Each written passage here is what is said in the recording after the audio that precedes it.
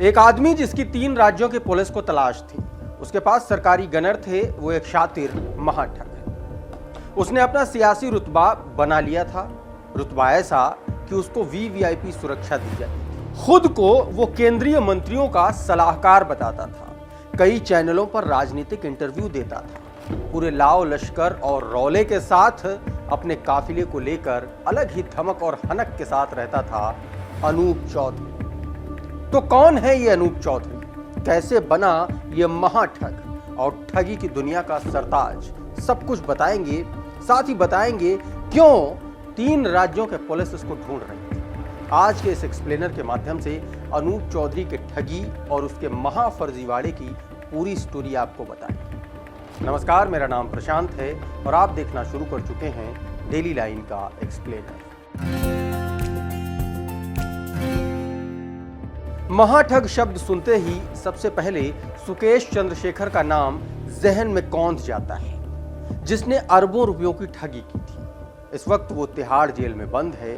सुकेश चंद्रशेखर से भी कई कदम आगे निकल चुके एक महाठग अनूप चौधरी, जिसने न सिर्फ लोगों से करोड़ों रुपयों की ठगी की है, बल्कि अपने फर्जी रसूख के दम पर सरकारी गनर को लेकर चलता था। खुद को वो रेल मंत्रालय का सदस्य बताकर हर जगह वीवीआईपी प्रोटोकॉल हासिल करता था। एक बड़ी राजनीतिक पार्टी का वरिष्ठ नेता बनकर रौब जमाता था। उसके खिलाफ 3 राज्यों उत्तर प्रदेश, उत्तराखंड, राजस्थान में 10 से ज्यादा आपराधिक मुकदमे दर्ज हैं। उत्तराखंड पुलिस ने तो उसके सिर पर 15,000 रुपए का इनाम रखा हुआ। सोचिए कोई कितना शातिर हो सकता है। पूरी बुनियाद झूठ पर खड़ी थी, लेकिन उस झूठ को बड़ी ही आसानी से टीवी पर इंटरव्यू देकर वो बताता था। न डर था, न चिंता थी, बस झूठ बोलता रहा और लोगों को ठगता। न सिर्फ लोगों को बल्कि अधिकारियों, नेताओं और न जाने कितने बड़े लोगों को। इतना बड़ा शातिर ठग कि इसकी कहानी सुनकर कोई भी हैरान रह जाए। ये कभी राजनेता बन जाता है तो कभी रेलवे का अधिकारी। जहां जैसी सुविधा वहां वैसा रूप धारण कर लेता। बस मकसद था वीवीआईपी प्रोटोकॉल का फायदा उठाना, खुद को वीवीआईपी बताना, और ये उसमें कामयाब भी रहा। अयोध्या का रहने वाला अनूप चौधरी जब चलता था तो इसके साथ एक ड्राइवर, एक सरकारी गनर, बड़ी सी कार और लोगों का लंबा चौड़ा काफिला होता था। यह महाठग ही था, लेकिन रुतबा किसी बड़े नेता, बड़े अधिकारी जैसा। अनूप चौधरी ने अपना एक ओएसडी भी रखा हुआ था, जिसका नाम था श्रीनिवास नाराला। श्रीनिवास ही अनूप चौधरी के बिहाफ पर सरकारी अधिकारियों को प्रोटोकॉल के लिए लेटर लिखता था। अधिकारी इनके बुने जाल में फंस जाते थे। ये लंबे समय से ऐसे ही वीवीआईपी होने का फायदा उठा रहा था। आप ये जानकर हैरान रह जाएंगे कि ये टीवी चैनल्स को राजनीतिक इंटरव्यू भी देता था। बड़े बड़े पत्रकारों ने इसका इंटरव्यू किया है। बीजेपी का नेता बनकर बड़ी बड़ी बातें करता था। ये बेशक नेता नहीं था, लेकिन इसने अपना रुतबा ऐसा बना लिया था कि इससे डील करने वाले इसे नेता या अधिकारी ही मानते थे। इसने अपनी सुविधा का हवाला देकर अपने लिए इस तरह के लेटर लिखकर एक गनर की भी मांग कर ली थी। तब से एक सिपाही हमेशा इसके साथ रहता था, जिससे इसका रौब और बढ़ने लगा।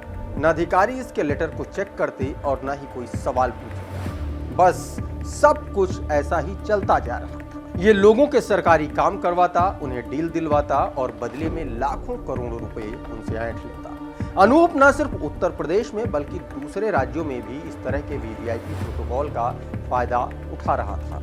चलिए अब आपको इसकी फिल्मी स्टाइल वाली गिरफ्तारी के बारे में बताते हैं। उत्तर प्रदेश एसटीएफ को काफी समय से यूपी में कुछ ठगों के बारे में खबरें मिल रही थी।